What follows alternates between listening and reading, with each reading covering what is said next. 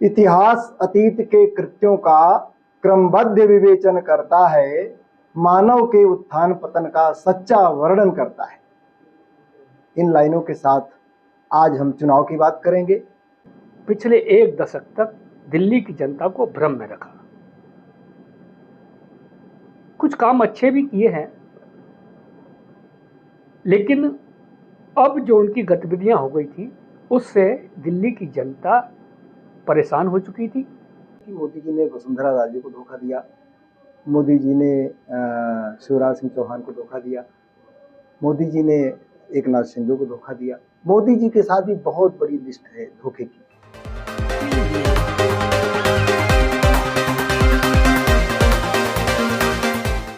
इतिहास अतीत के कृत्यों का क्रमबद्ध विवेचन करता है, मानव के उत्थान पतन का सच्चा वर्णन करता है। इन लाइनों के साथ आज हम चुनाव की बात करेंगे, चुनाव से पहले की बात करेंगे और पूरे इतिहास की बात करेंगे कि ये चुनाव कहां से कहां तक एक व्यक्ति को पहुंचाता है और कहां से कहां ले जाता है। कल दिल्ली चुनाव की काउंटिंग होनी है, कल रिजल्ट आना है और कल तय होगा कि दिल्ली में किसकी सरकार बनेगी। लेकिन इस बार जो कोई हिम्मत नहीं कर पा रहा है कि साफ साफ बता दे कि किसकी सरकार बन रही है, और हर कोई जानना चाहता है कि सरकार किसकी बन रही है। लेकिन उससे भी बड़ी बात यह है कि जिस केजरीवाल ने इतने धमक के साथ दिल्ली पर शासन किया, क्या उनकी सरकार बन पाएगी या नहीं बन पाएगी। उनकी सरकार बने या ना बने, लेकिन उनके व्यक्तित्व और इतिहास पर चर्चा होनी है। इसीलिए आज हम इस विषय पर बात करने के लिए वरिष्ठ पत्रकार ललित मिश्रा जी के साथ बात कर रहे हैं।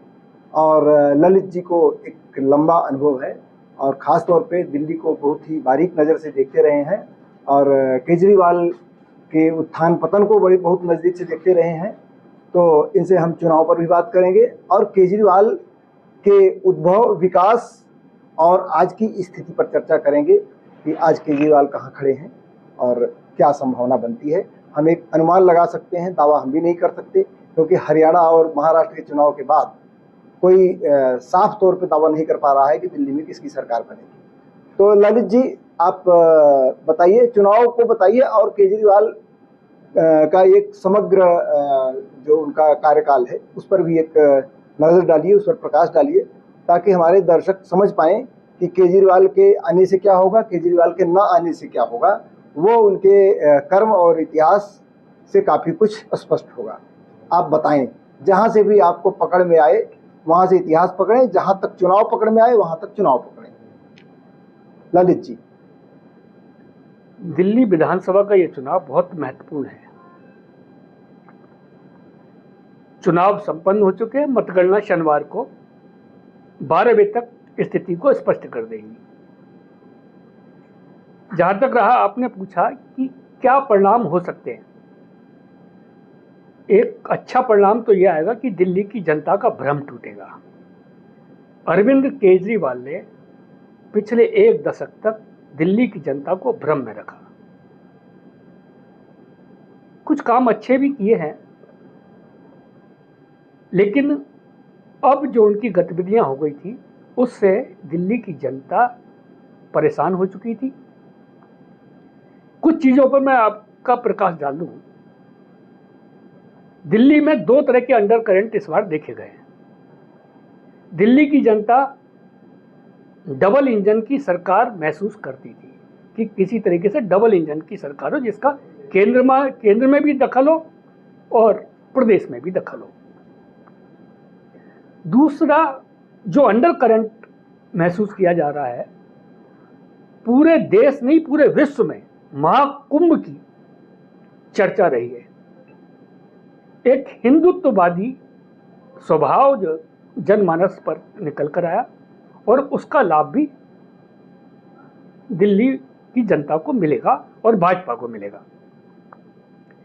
तीसरा, इस चुनाव से पहले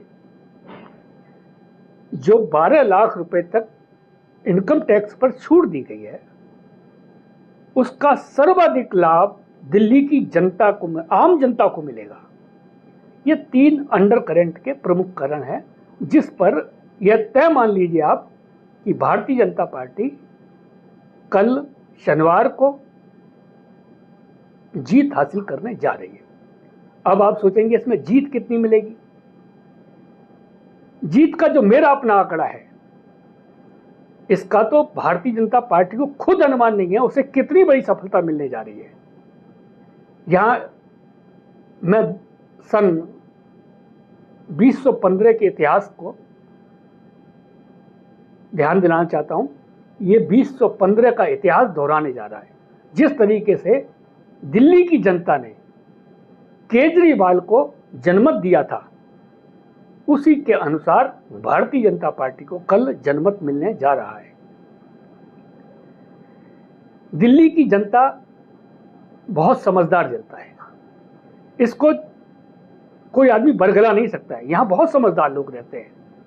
अरविंद केजरीवाल झूठ, बेईमानी, धोखेबाजी, छल कपट, मक्कारी, जो कूटनीति की जा सकती है, जो षड्यंत्र रचे जा सकते हैं, उस पर उनकी पूरी राजनीति आधारित थी। दिल्ली की जनता ने भांप लिया। थोड़ा समझने में 10 वर्ष जरूर लगे, लेकिन ये दिल्ली की जनता ने समझ लिया। दिल्ली के आम नागरिकों को देखेंगे, कोई फ्री बिजली नहीं पानी, कोई पानी फ्री नहीं, पानी की व्यवस्था नहीं, यमुना साफ हुई नहीं। स्कूलों में कुछ जरूर काम किया है, लेकिन वहां शिक्षक नहीं। चिकित्सा के क्षेत्र में भी काम किया है, लेकिन वहां डॉक्टर नहीं। फर्जी क्लिनिक चल रहे हैं, मोहल्ला क्लिनिक फर्जी चल रहे थे। तो ऐसी विसंगतियों को जनता ने पकड़ा और केजरीवाल से मुक्त होने का मन बनाया। भारतीय जनता पार्टी को एक बात और हैरान करेगी। भारतीय जनता पार्टी का एक एक नेता मानता है कि मुसलमान उनको वोट नहीं देते। इस बार दिल्ली की जनता ने वो सब साफ कर दिया है। मुसलमानों ने खुलकर वोट दिया इस बार, और अच्छा खासा वोट इस बार भारतीय जनता पार्टी को मिलेगा। लेकिन ललित जी, एक बात कही जा रही है कि इस बार जो मतदान हुआ है उसमें बहुत सारे हिंदू वोट भाजपा को नहीं मिले हैं, और इस वजह से कहा जा रहा है कि अगर 70% वोटिंग हुई होती तो भाजपा की स्थिति अच्छी होती। तो वोटिंग के लिहाज से जो हिंदू वोट है वो कम है। निश्चित तौर पर मुसलमानों ने भले वोट दिया है, लेकिन एक बड़ा वोट चंक हिंदुओं का है। तो एक बात हो गई वोटिंग। दूसरी बात, आपने कहा था कि डबल इंजन की सरकार। केजरीवाल कहते रहे हैं कि डबल इंजन की सरकार का मतलब होता है डबल लूट की सरकार, क्योंकि सरकार ये मोदी पर वो आरोप लगाते रहे हैं। वो डबल इंजन की सरकार इसलिए चाहते हैं कि लूट में कहीं कोई बाधा नहीं आए, मतलब ऊपर से नीचे तक लूट मचाए और मोदी के ही इशारे पे सारा कुछ हो। और इसका उदाहरण है राजस्थान, इसका उदाहरण है मध्य प्रदेश, कि जहाँ पर कि जिसको कोई जानता नहीं था, ऐसे व्यक्ति को उन्होंने मुख्यमंत्री बना दिया ताकि वो रबर स्टैंप रहे और ये लूटपाट मचा सके। 2 बात हो गई। तीसरी बात ये हो गई, आपने कहा कि केजरीवाल झूठ फरेब और ये सब करके जो है आगे बढ़ रहे हैं। तो ये आरोप मोदी पर भी लगते रहे हैं। मोदी को ये कहा जाता है कि वो जो है सत्य कम बोलते हैं, झूठ ज़्यादा बोलते हैं, और वो जो है वो छल कपट ये सब बहुत ज़्यादा करते हैं कि इसकी पार्टी को तोड़ो, उसकी पार्टी को तोड़ो, इसको गिराओ। यहाँ तक कि दिल्ली के चुनाव में भी आरोप लगे हैं कि जो वोटर लिस्ट है उसमें भी इन्होंने घपले किए और बहुत सारे लोगों को डरा धमका करके उनके वोट जो हैं वो उन्होंने गड़बड़ करवाए हैं। ये सब भी आरोप लगे हैं, बहुत ज़्यादा आरोप लगे हैं। इन परिस्थितियों में लोग कह रहे हैं कि अगर भारतीय जनता पार्टी दबा के बेईमानी कर पाएगी तभी जीतेगी, अदरवाइज चुनाव का माहौल बदल गया है और केजरीवाल की सरकार बनने जा रही, ऐसी बात पूरे माहौल से निकल के आ रही है। इस पर आप क्या कहना चाहेंगे? श्रीकांत जी, झगड़े की परंपरा आज की नहीं, ये बहुत पुरानी है। मैं यहाँ एक उदाहरण देते हुए आपको समझाने का प्रयास करता हूँ। भगवान राम के समय भी युद्ध हुआ, झगड़े हुए, लेकिन उस समय रावण, वो भी एक संत व्यक्ति था, उसे भी धर्म का ज्ञान था, तब धर्मयुद्ध दूसरे तरीके का हुआ था। इसे चुनाव के साथ जोड़ लीजिए आप। ऐसे ही भगवान कृष्ण का समय आया तो महाभारत हुआ, उसमें धर्म छूट गया पीछे, अधर्म की ज्यादा हो गई, तो उसमें अधर्म के आधार पर जैसी परिस्थितियां थे उसके अनुसार झगड़ा हुआ। आज कलयुग चल रहा है, घोर कलयुग है, तो आज भी वैसा ही झगड़ा पक्ष में और विपक्ष में बना रहता है। आरोप मोदी पर लगते हैं, भाजपा पर लगते हैं, लगने भी चाहिए, लेकिन अभी तक जितने आरोप लगे, कोई भी आरोप मोदी को दोषी करार सिद्ध नहीं कर पाया। केजरीवाल का दोष खुलकर सामने आया। खैर, ये झगड़े चलते रहते हैं, राजनीति है, राजनीति अपने अपने तरीके परिस्थितियों के अनुसार करता है। कल जो परिणाम आएंगे निश्चित रूप से अच्छे परिणाम आएंगे। यहां मैं एक आपको बता दूं, केजरीवाल ने अन्ना हजारे के साथ मिलकर जन आंदोलन चलाया लोकपाल के लिए। बाद में करते करते वहां से आम आदमी पार्टी का एक उदय हुआ। उस समय क्या क्या बात कही गई थी उनको जरा ध्यान कर लीजिए। मैं कोई गाड़ी नहीं लूंगा, कोई बंगला नहीं लूंगा, मैं ऐसी, तो दिल्ली की जनता को बहुत रास आ गया कि हाँ जी, हम इस तरह के नेता को पसंद करते हैं, खुलकर वोट दिया। लेकिन उस जनाधार, जैसे अन्ना हजारे को धोखा दिया, कुमार विश्वास को धोखा दिया, किरण बेदी को धोखा दिया, कपिल मिश्रा को धोखा दिया, साजिया इल्मी को धोखा दिया, धोखे की एक बड़ी लंबी सूची है। इसी धोखे में दिल्ली की जनता को भी धोखा दिया। अब इस धोखे से ये लोग, दिल्ली की जनता तंग आ चुकी है और इसके बुरे परिणाम केजरीवाल को भुगतने ही होंगे। कल शनिवार का दिन है। शनि इस समय अपने ग्रह नक्षत्र में बैठे हुए हैं और वो न्याय के मूड में है। केजरीवाल के साथ कल न्याय होने जा रहा है, परिणाम चौंकाने वाले होंगे।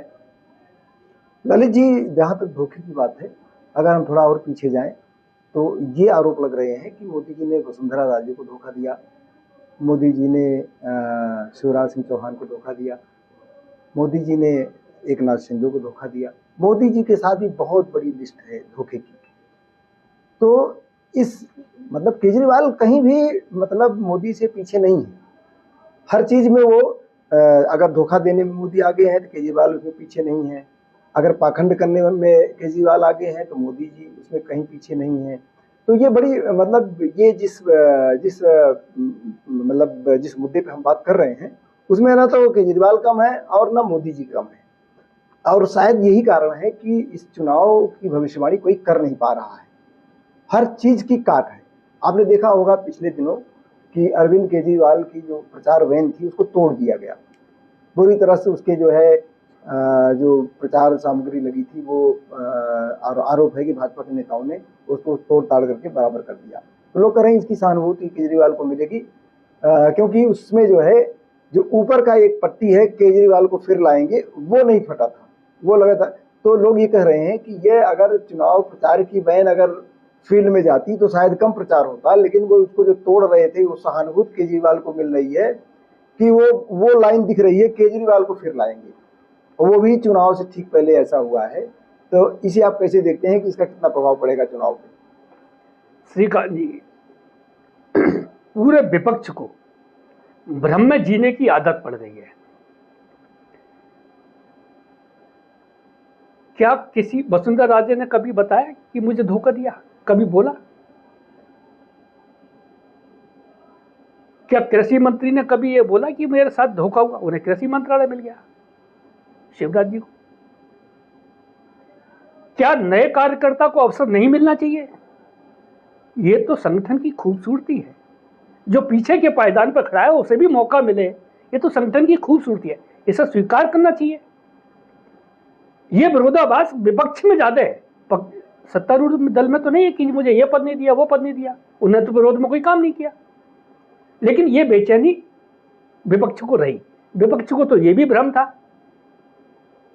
नीतीश कुमार बिहार के मुख्यमंत्री समर्थन वापस ले लेंगे, चंद्रबाबू नायडू समर्थन वापस ले लेंगे, सरकार गिर जाएगी।